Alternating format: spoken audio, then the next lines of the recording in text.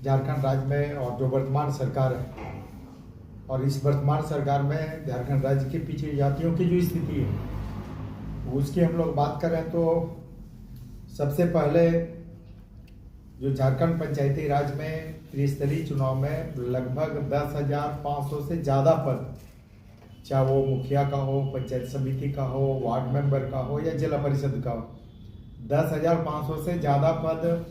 पिछड़ों के लिए आरक्षित थे। और गत चुनाव जो पंचायत चुनाव हुआ, इस पंचायत चुनाव में पिछड़ों के आरक्षण को शून्य कर दिया गया, जबकि पूरे झारखंड राज्य में 55% लगभग यहाँ पर पिछड़ी जातियों की संख्या है। और इतनी बड़ी आबादी के साथ वर्तमान सरकार ने 10,500 से ज्यादा पदों को हटाकर इनके हक अधिकार को छीनने का काम किया। इसे हम लोगों ने पार्टी के स्तर पर इसका विरोध किया और सर्वोच्च न्यायालय में हम लोगों ने चले गए। पार्टी के सांसद सत्यप्रकाश चौधरी जी WPC नंबर 239/22 के माध्यम से हम लोगों ने सर्वोच्च न्यायालय में गया और सर्वोच्च न्यायालय में राज्य सरकार ने शपथ पत्र के माध्यम से सुप्रीम कोर्ट की यह आश्वस्त किया कि आगामी झारखंड सरकार झारखंड राज्य में जो भी नगर निकाय का चुनाव या पंचायत का चुनाव जो भी कराएगी, ट्रिपल टेस्ट कराने के बाद, पिछड़ों को आरक्षण देने के बाद ही कराएगी। 2022 का ये निर्णय, 2022 का झारखंड सरकार का ये शपथ पत्र, और 2022 से अभी 2025 आ गया। अभी हाईकोर्ट का लगातार फटकार राज्य सरकार को कि आप नगर निकाय का चुनाव जल्द कराएं, क्योंकि नगर निकाय पूरी तरह से विकास कार्यों को संपन्न कराने में पूरी तरह से पदाधिकारी अपनी भूमिका को निर्वहन नहीं कर पा रहे हैं। इसलिए हाईकोर्ट का लगातार फटकार आ रहा है और उस फटकार के बाद अभी सरकार ने आनंद फानंद में ट्रिपल टेस्ट कराने का आदेश झारखंड राज्य पिछड़ा वर्ग आयोग को दिया है।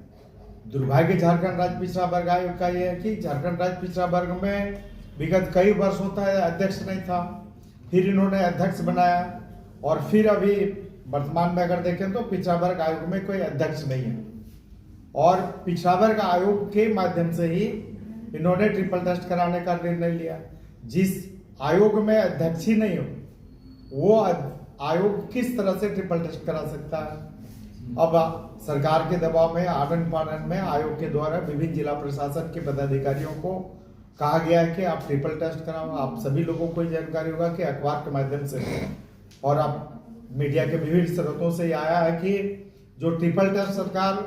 करा रही है या जो कराई है, पूरी तरह से घर में बैठ के, टेबल में बैठ के, टेलीफोनिक तरीके से कराई है। वोटर लिस्ट को देखकर, वोटर लिस्ट में टाइटल को देखकर, वोटर लिस्ट में टाइटल के आधार पर फोन करके उसके आधार पर ये ट्रिपल टेस्ट कराने का काम सरकार कर रही है। तो निश्चित रूप से जब हम खानापुरी करेंगे, जमीन पर जाके जमीनी हकीकत को नहीं जानेंगे, तो इस तरह का ट्रिपल टेस्ट का रिपोर्ट निश्चित रूप से बहुत ही दुष्परिणाम और सही परिणाम देने वाला निर्णय नहीं होगा। तो अभी आनंद फानंद में हम लोग सरकार से, राज्य सरकार से ही चाहेंगे कि आप सबसे पहले तो पिछड़ा वर्ग आयोग को दुरुस्त करिए, जिसके माध्यम से आप ट्रिपल टेस्ट करा रहे हैं, कम से कम उसको दुरुस्त करिए। अध्यक्ष या जो भी हैं खाली, उनको भरिए, दुरुस्त करिए और दुरुस्त कराने के बाद ट्रिपल टेस्ट आप सुव्यवस्थित तरीके से कराइए, ढंग से कराइए, विधिवत कराइए, पारदर्शी तरीके से कराइए, निष्पक्ष तरीके से कराइए, क्योंकि राज्य की 55% जनता के हक और अधिकार से संबंधित ये सर्वे है, ट्रिपल टेस्ट है। तो आप बेहतर तरीके से, पारदर्शी और निष्पक्ष तरीके से आप ट्रिपल टेस्ट कराइए और ट्रिपल टेस्ट कराने के बाद पिछड़ों का जो आरक्षण था, पिछड़ों को आरक्षण देना सुनिश्चित करिए। फिर आप नगर निकाय का चुनाव कराइए, पंचायत चुनाव कराइए, लेकिन बिना ट्रिपल टेस्ट कराए, क्योंकि इसी राज्य सरकार का शपथ पत्र दिया हुआ सुप्रीम कोर्ट में, अगर उसका अनुपालन नहीं होता है तो निश्चित रूप से सुप्रीम कोर्ट के उस आदेश का अवमानना भी होगा, क्योंकि इसी ओथ के, इसी शपथ पत्र के आधार पर सुप्रीम कोर्ट में इस वाद को डिस्पोजल किया था। तो पर निश्चित रूप से राज्य सरकार निष्पक्ष तरीके से शीघ्रातिशीघ्र ट्रिपल टेस्ट कराए,